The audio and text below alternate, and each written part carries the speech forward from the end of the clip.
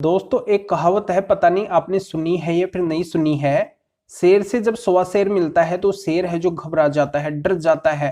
पीछे हट जाता है, अपनी हार को है जो मान लेता है और उस सवा शेर से है जो कभी भी मुकाबला नहीं करता है। तो इस तरीके से अगर पत्नी आईपीसी 490 डीवी 125 सीआरपीसी जैसे केस अगर पति के ऊपर कर रखी है और ये केस अगर झूठे हैं तो पति के पास में एक सवा शेर के रूप में एक खास तरीका है जिसको अगर पति अपना लेते हैं कि जैसा पति चाहते हैं वैसा है जो पत्नी करने के लिए तैयार हो जाएगी। पत्नी यहाँ पे डाइवोर्स के लिए भी तैयार हो जाएगी, तो सेटलमेंट के लिए भी तैयार हो जाएगी। पति की उंगलियों के ऊपर है जो पत्नी नाचने के लिए तैयार हो जाएगी, यानी कि पति की इच्छा के अनुसार है जो पत्नी हर काम है जो करने के लिए तैयार हो जाएगी। तो एक खास तरीका कौन सा है, हर पति को है जो इस खास तरीके का पता नहीं है। जिनको पता होता है वो है जो फायदा उठा लेते हैं। तो आज के वीडियो के माध्यम से जो भी ये वीडियो देख रहे हैं सभी को इस खास तरीके का है जो पता चल जाएगा। पर यहाँ पे वीडियो को अंत तक देखना होगा, तभी है जो पूरी जानकारी समझ में आएगी, क्योंकि आधे अधूरे वीडियो से कोई भी जानकारी समझ में नहीं आती है। और आपके अपने इस चैनल को अभी तक सब्सक्राइब नहीं करे हैं तो सब्सक्राइब करके बेल आइकन को अवश्य दबा दीजिए, क्योंकि सब्सक्राइब करना बिल्कुल फ्री है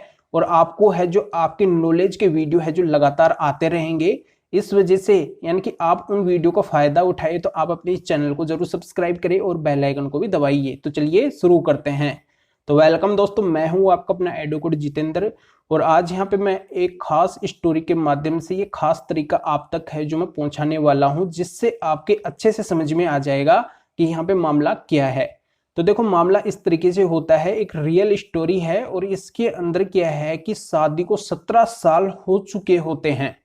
और इन पति पत्नी के एक 15 साल का लड़का भी होता है।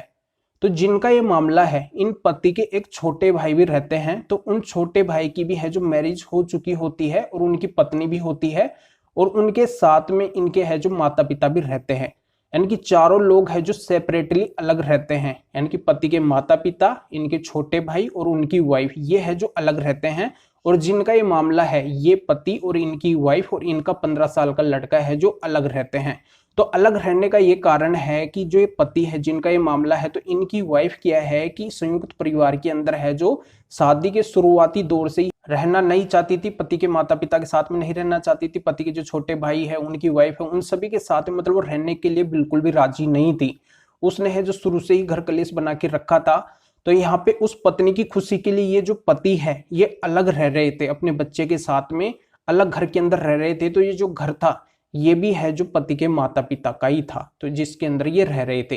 अब आगे क्या होता है कि विधि का विधान ऐसा बनता है कि जो पति के छोटे भाई हैं और उनकी वाइफ है, उनकी एक एक्सीडेंट के अंदर है जो डेथ हो जाती है।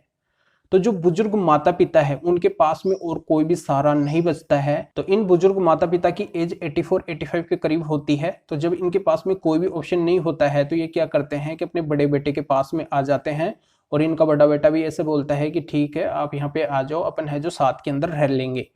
तो क्या करते हैं कि एक घर के अंदर सभी लोग रहने लगते हैं। तो जैसे ही वो आते हैं तो कुछ टाइम के बाद में जो यहाँ पे बड़े बेटे हैं, यानी कि जो पति है, जिनकी ये स्टोरी है, जिनका ये केस है, जिनका ये मामला है, तो उनकी वाइफ क्या करती है कि वही घर कलेश है जो चालू कर देती है। उनके माता पिता के साथ में अभद्र व्यवहार करती है। यानी कि जब पति घर के अंदर रहते हैं तब तो ऐसा नहीं करती है, पर जब वो अपने काम से ऑफिस या फिर बाहर कहीं चले जाते हैं तो पीछे से वो क्या करती है कि उनको टॉर्चर करती है, परेशान करती है और मार पिटाई तक करती है। और वो जैसा उन बुजुर्ग सास ससुर के साथ में बर्ताव करती है, तो उस घटना को है जो उनका एक 15 साल का जो बच्चा होता है वो भी है जो देख रहा होता है, बार बार है जो देखता है। और जब उसके पिता आते हैं, काम से आते हैं, घर पे आते हैं, तब उनको बताता है कि इस तरीके से जो अपने दादा दादी जी हैं उनके साथ में है जो मम्मी इस तरीके का बर्ताव बनाती है, परेशान करती है, मार पिटाई करती है, गाली गलौज निकालती है। तो यहाँ पे जब वो पति अपनी पत्नी को बोलते हैं कि आप ऐसा क्यों करती है मेरे माता पिता के साथ में,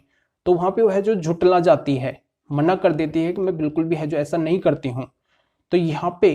फिर वो क्या करते हैं, पति अपने बच्चे को बोलते हैं कि अगर ये दोबारा से तेरी मम्मी अगर ऐसा करती है मेरे मम्मी पापा के साथ में, यानी कि तेरे दादा दादी के साथ में, तो तेरे को क्या करना है, एक वीडियो बना लेना है, कैसे भी करके है जो तू इनका एक वीडियो बना लेना जब ये ऐसा कोई भी एक्टिविटी यानी कि ऐसी घटना करती है।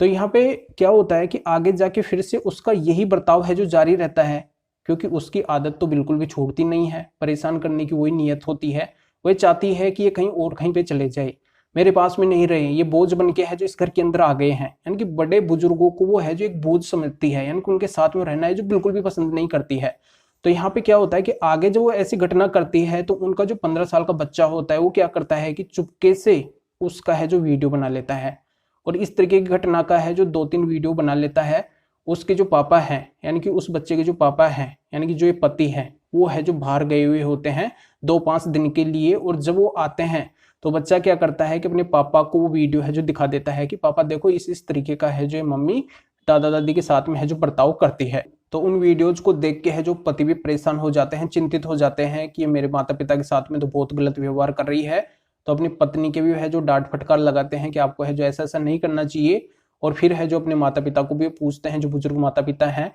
तो यहाँ पे फिर वो भी है जो हाँ कर लेते हैं कि बिल्कुल यहाँ पे बेटे आपके जाने के बाद में ये है जो इस तरीके से है जो हम दोनों को परेशान करती है, मार पिटाई तक करती है, घर में है जो हमारा रहना ये मुश्किल कर रखी है, और ये घर भी आपको पता है हमारे नाम से ही है। तो वो क्या करते हैं कि सभी लोग मिलके, यानी कि बुजुर्ग माता पिता और उनका जो बेटा होता है ये सभी, और वो पोता, यानी कि ये चारों लोग मिलकर और क्या करते हैं कि मेरे पास में आते हैं और बताते हैं कि सर ये जो हमारे बेटे की बहू है और ये पूरा मामला हमारा इस तरीके का है, और हमारे खुद का घर है, इसके अंदर ही है जो हमें परेशान करती है, घर में रहना है जो हमारा मुश्किल कर रखी है, इनके सारे वीडियो हैं जो हमारे पास में है, इस तरीके का है जो हमारे साथ में बर्ताव करती है। तो ये सारी बात है जो बताई जाती है, हम चाहते हैं इसको घर से बाहर निकालना, तो इसके लिए हमें क्या करना होगा। और ये है जो मेरे सामने रोने भी लगते हैं, काफी परेशान काफी चिंतित होते हैं। तो मैं बोलता हूं कि आपको है जो ड्यू का केस है जो फाइल करना चाहिए, आपको है जो सीनियर सिटीजन एक्ट में डीएम को है जो कंप्लेंट देनी चाहिए, और ये ऐसा ही करते हैं, जैसा मैं बोलता हूं वैसा है जो ये करते हैं। और जब करते हैं तो बिल्कुल यहाँ पे एविडेंस के बेस पे है जो इनको 100% रिजल्ट है जो मिल जाता है। 100% रिजल्ट मिल जाता है तो क्या किया जाता है कि उस बहू को उस घर से है जो कोर्ट के ऑर्डर के मुताबिक है जो निष्कासित कर दिया जाता है, और उसकी व्यवस्था अन्यत्र किसी दूसरे घर के अंदर है जो की जाती है, जहाँ पे इनके 2 कमरे रहते हैं, वहां पे है जो उसकी अकेली की है जो व्यवस्था कर दी जाती है। तो जब वो वहां पे अकेली रहती है तो वहां पे वो रह नहीं पाती है, और वो क्या करती है अपने मायके के अंदर चली जाती है, और मायके के अंदर जाके और वो क्या करती है पति के ऊपर, अपने सास ससुर के ऊपर, इन सभी के ऊपर IPC 498A DV 125 CrPC maintenance का केस है जो कर देती है। तो यहाँ पे फिर से मेरे पास में आते हैं कि सर इस तरीके का है जो हमारी वाइफ ने ये मामला है जो डाला है, और हम है जो उसको घर से बाहर निकालने के अंदर है जो सक्षम रहे हैं, आपके गाइडेंस के अनुसार हम चले हैं, तो हमें है जो फायदा भी मिला है, पर ये है जो अब हमारे ऊपर झूठे केस भी फाइल करी है, तो इससे हम निजात कैसे पाएं। तो फिर मैं इनको गाइड करता हूं कि यहाँ पे जो आपके ऊपर आईपीसी 498 का केस डाला गया है,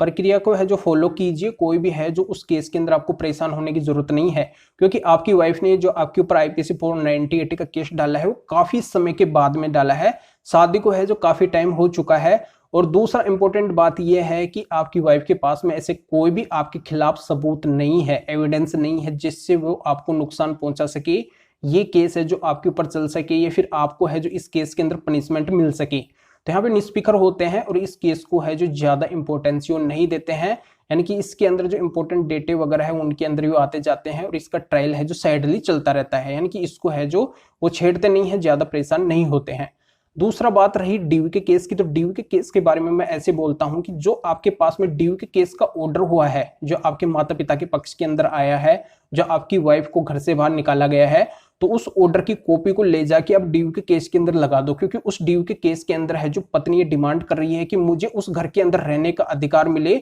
जिस घर के अंदर है जो मैं शादी करके गई हूं, या फिर मेरे पति के साथ में मेरे सास ससुर के साथ में है जो रहने का मुझे अधिकार मिले। तो वो क्या करते हैं कि उस केस के अंदर वो कॉपी लगा देते हैं, जिससे क्या होता है कि ड्यू का केस है जो खारिज हो जाता है, यानी कि वहां से है जो पत्नी को कोई भी फायदा नहीं मिलता है, और ऑलरेडी वो एविडेंस है जो पति के पास में होता है कि इस पत्नी की व्यवस्था है जो यहाँ पे की गई है, इस घर के अंदर है जो की गई है। तो यहाँ पे फिर है जो पति को, यानी कि पति पक्ष को है जो ड्यू के केस के अंदर इस तरीके से है जो फायदा मिल जाता है। अब रही बात 125 सीआरपीसी मेंटेनेंस केस की, तो इसके अंदर क्या होता है कि पत्नी खुद पढ़ी लिखी होती है, यानी कि वो जॉब भी कर रही होती है पहले, और वो है जो जानबूझ के जॉब नहीं कर रही होती है, पति से भी अच्छी उसने पढ़ाई कर रखी होती है, और वो क्या है कि पहले एक एडल्ट्री के अंदर भी थी, तो उसका एविडेंस भी है जो पति के पास में था। तो पति क्या करते हैं कि 125 सीआरपीसी के केस के अंदर है जो सारे एविडेंस लगाते हैं, फिर भी है जो कोर्ट के द्वारा पति के ऊपर है जो 5,000 रुपए पर मंथ के हिसाब से है जो ऑर्डर हो जाता है। तो पति क्या करते हैं कि इस ऑर्डर की रिवीजन डालते हैं हाई कोर्ट के अंदर,